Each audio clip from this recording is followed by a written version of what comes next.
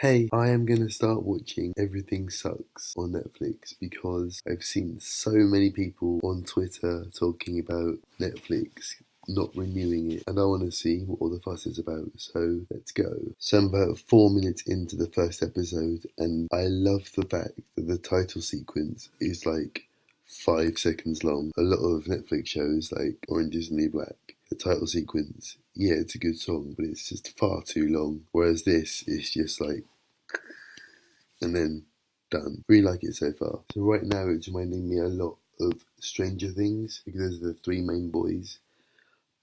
Like so far anyway. I'm not gonna give it away. Maybe 2/3 of the way through the first episode, something really awkward happens. All I'll say is she was listening to Oasis. I'm loving this so far. It's so good. Love the music. I love the 90s.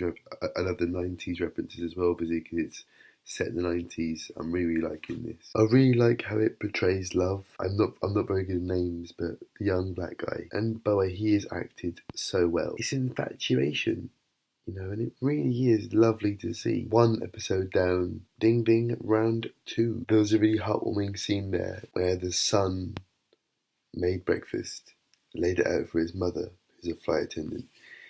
She came back home from work and they had a lovely conversation, and the bonds between them were so beautiful and it was so lovely, and it made me feel really, really like cozy and warm inside. My grandma bought me those. She's got diabetes. Oh. You could tell that he really misses his father, and also, without sounding weird, he has such a lovely little smile. It's really, really nice. But no, the point I make is it's really sweet how much he misses his father, because you can tell that a lot of main characters seem to have. You can tell he's a hero of the story. Do you know what I mean? He's a good egg, basically. I'm getting tireder and tireder as there's two things. That was really, really, really, really cute, and secondly, it was so awkward. It was like, oh, and yeah. Anyway, moving on. Episode 3. I love the two nerdy guys so much. Like the guy with the hair that's like, rather than the guy who's like.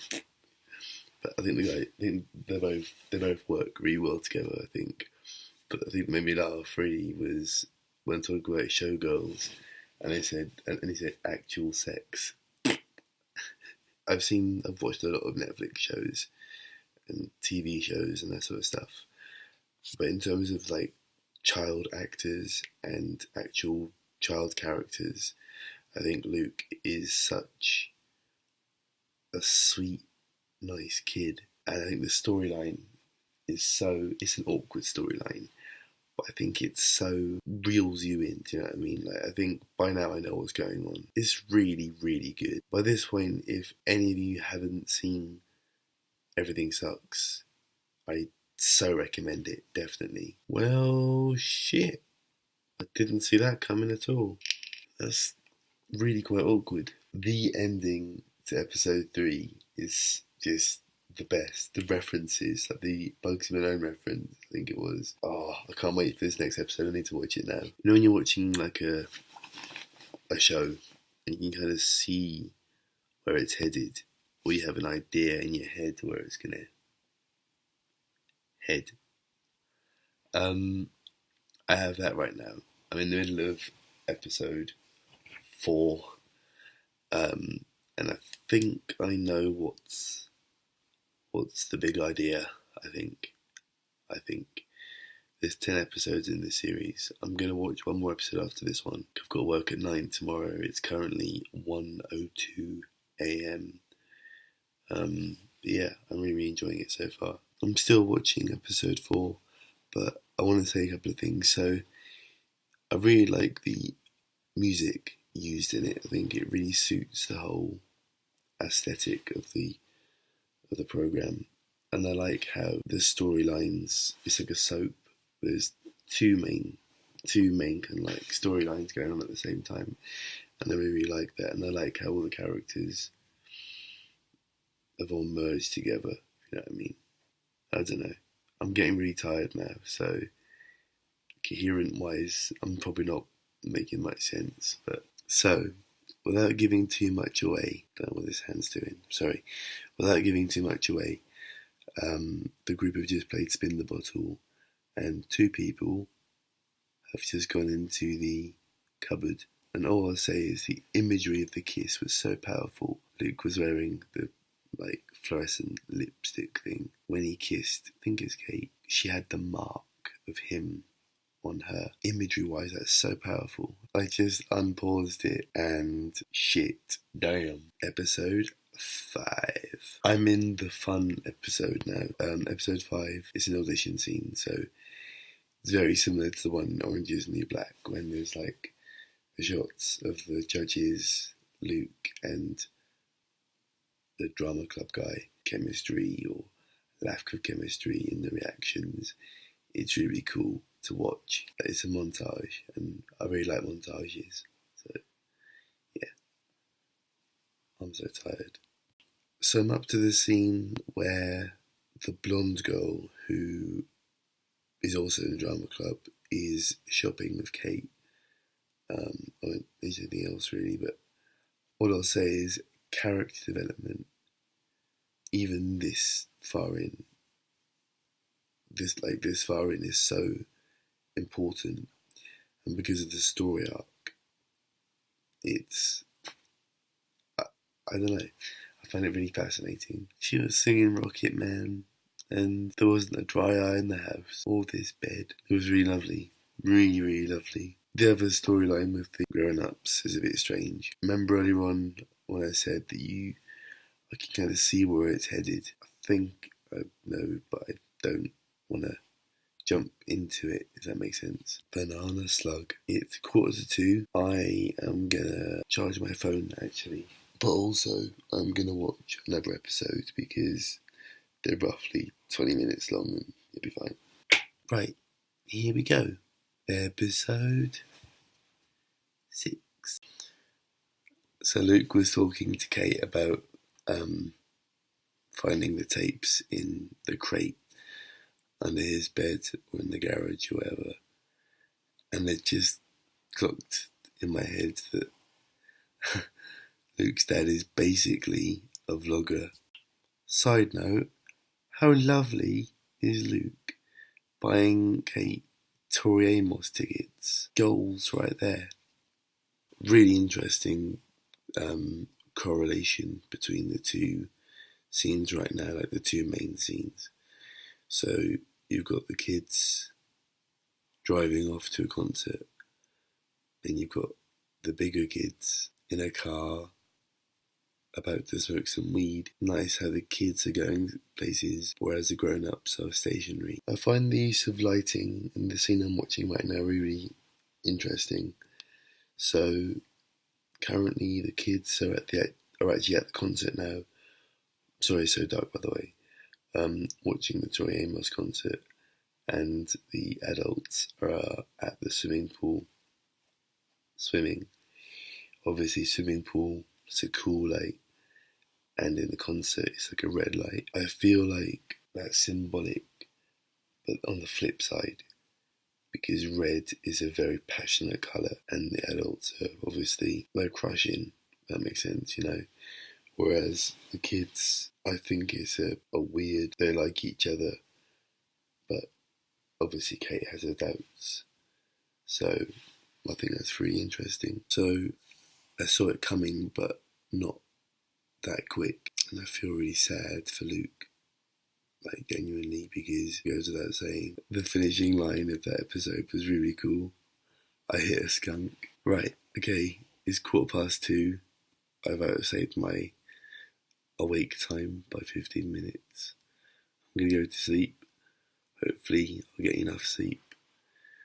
But yeah, so 6 episodes in, it's just so good. I'm just thinking about what's gonna happen next. Right, see you tomorrow. Hello, it's the next day. I've just finished work and I'm gonna crack on with the next 4 episodes of Everything Sucks. The whole breakfast at Tiffany's dance routine thing is bloody brilliant. I'm not sure if I mentioned this, but I really, really appreciate the use of zooming in like the slow zooms in, but it's sort of like unstable, and I think that's the beauty of it. It reminds me a lot of The Office in a way. Obviously, it's very, very different to The Office, but the style of filming in a way, like that aspect anyway, is very similar to The Office. I really like that. It's very refreshing to see Emmeline with the two nerd kids and actually having a good time. I think that's really, I think the only word I can really think of is refreshing. You know, it offers hope, and it reminds you that there is happiness in this story, despite the fact that the actual story right now is quite deep. You know, if you really think about it, it's a journey of self-discovery, not only for the kids but also for the adults as well. And I also like how all the raw emotion, we've been distracted from the raw emotion of the whole thing to pure joy, which was the whole nutmeg situation in this episode 7, I believe. The two main characters are still there, and there is still pain there. We're distracted from the pain, which I think is a really good writing technique. It does mean, though, at some point there is going to be a really raw episode that's going to be heart-wrenching. That's a really sweet way of ending episode 7. The whole chemistry between Emmeline and I want to call him Gus, but I don't think his name is Gus. Glasses, long hair, little storyline there. It's quite sweet. I don't see it going anywhere, but it's sweet. It's a really, really nice kind of thing. Let's move on. Episode 8. Is he doing what I think he's doing? I really hope not. I really, really hope not. Damn! Oh no, that actually does ruin it. I really love this scene. I'm not sure how far I am into it. Two characters are in the hotel room. It's it's a very closed off space, and they're being honest, talking about themselves.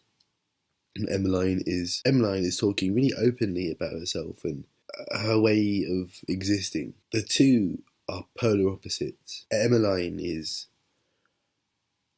a flower that is properly it is what she is what she is. She's out there. She is what she is. She's, whereas Kate is very closed up, very sealed. And I do find it interesting how their friendship is it's like a balloon. Their friendship is closing in on itself in a good way. And it does show that opposites attract. Are they gonna, kiss? No.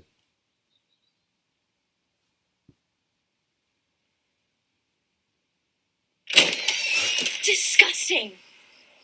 I found my retainer on the floor of the bus. So fucking annoying, man. Emmeline and Kate are really cute together. I'm really confused about this. I'm not sure if she's... I paused it. I'm not sure if she's about to show him his dad, who he hasn't seen for 7 years. Wow.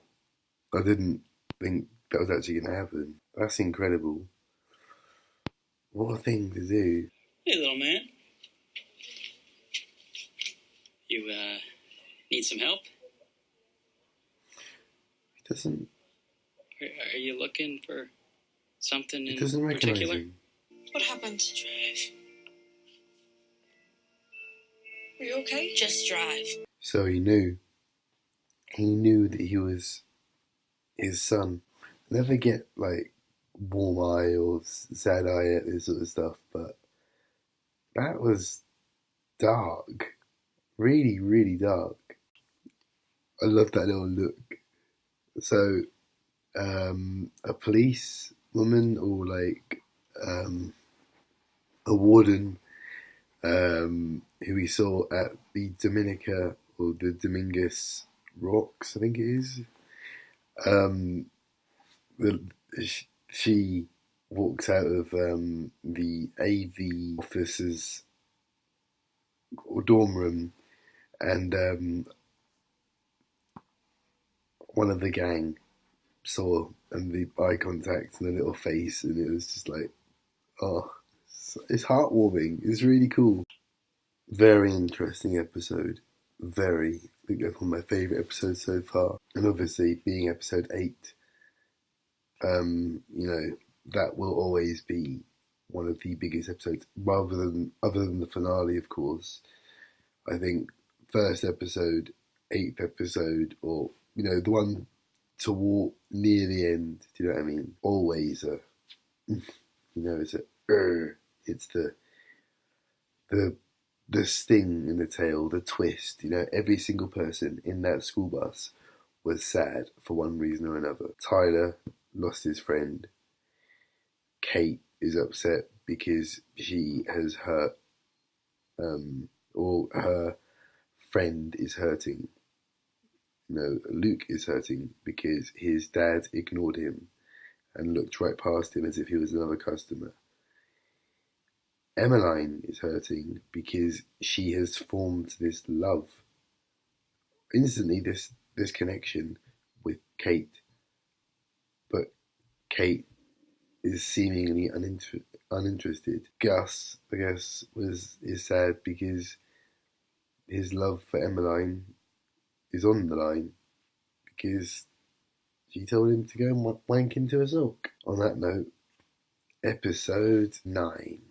Ooh, this is going to be juicy. I'll put spoilers in the title probably anyway. Luke is about to walk in on, I think, his mum and his ex-girlfriend's dad. Oh, just get to the good part.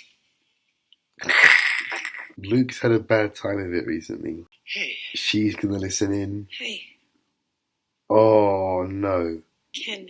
Can I talk first? I don't think we should see each other anymore. She is My son listening comes in. first. I suppose for Kate's sake, it isn't such a bad thing that they're together because Kate isn't in love with Luke. I'm not sure what the other girl is called that isn't Emmeline or Kate.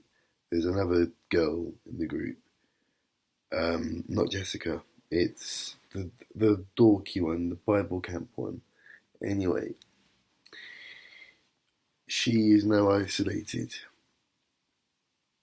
and feels inferior because Emmeline obviously is of much higher stature in the ranks of popularity and that sort of stuff. It is incredible how far Kate has come. That's just so cute. I like you. Is that okay? Yes. Oh, man. Oh, it's like warm fuzzy feeling inside. Can I just say, it is so lovely. So damn lovely to see Kate happy. That's all she deserves. She's been nothing but a good person. Right? She is on a voyage of self-discovery and she has reached her treasure. And I feel so damn happy for that. Oh, yes. Go on, girl. Yeah. Leslie. That's the outsider girl's name. See, at the start, Leslie and Kate were the same person. Kate has blossomed. She has reached her goal. She has reached her nirvana. I'm on the last episode. Episode 10. Oh. So the last episode ended with Luke getting a bit of home truths about Kate's mum. Really sad stuff, which I suppose wasn't going to help the whole process for Luke, as he sits back and tries to sort what's going on around him out. That is anger. That is just pure angst there from Luke with the tapes.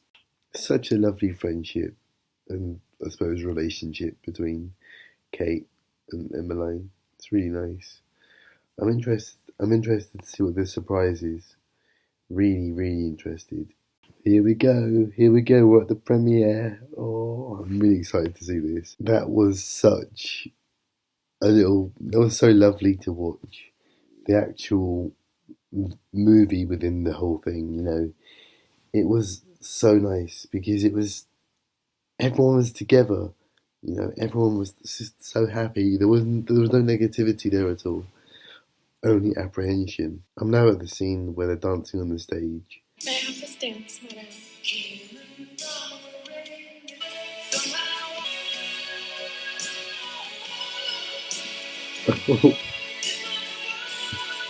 That is so awkward for Paul, whatever his name is. That is such a nice shot though. The light is really incredible. When her father said that she was glowing, she kind of zoned out a bit. And she had this kind of, I don't know. You can tell that made her life and she has realised what she is now. I'm going to live watch the finale, like the final minute or so. I want to talk about something else now. But first of all, well, I love everything about Everything Sucks. I love the visuals. Oh, there's so much I love about it. So damn good. And you know how people like, you know, just say, oh, I love it because this guy is cute, or I like this symbolism. No, I like all of it. I do like imagery. I do like, you know, camera shots and that sort of stuff. I really just, so good. The acting, for one, is on point. It's just insanely good, especially child actors as well, like young actors. Colour grading, the quality of the video, the 90s references, the comedy, you know, the seriousness, the language. It's just fantastic. Netflix, why cancel it though? I genuinely can't see any flaws in it at all. There's even down to like silly little things like the length of the intro or like the title sequence. Literally, so I'm going to use a cat as the title sequence, okay? So a little introduction and then poof. Everything sucks. I really just bloody love it. Don't delete it. Don't cancel it. Make another one. I highly recommend it. Don't really know what to say, to be honest, other than it's just, excuse my French, fucking great it is. In a world where equality is so important, right, there is a show that has pretty much 50-50, you know, female, male, right? And in there's all sorts of different, you know, creeds and all different sorts of, you know, sexuality and that sort of stuff and, you know, moments of realisation, symbolism, you know. There's some really unforgettable moments in there that really you can't ignore. I am so proud to say that I've actually watched this though, and I implore every single person, I beg every single person who is into dramas that are based around that kind of like romantic side and the serious side. I saw Everything Sucks so much on my Twitter, I just had to watch it just to find out what the fuss is about. Last night I had the idea to watch it. I'm gonna go. You've been you. I've been me. I don't know how to end this video.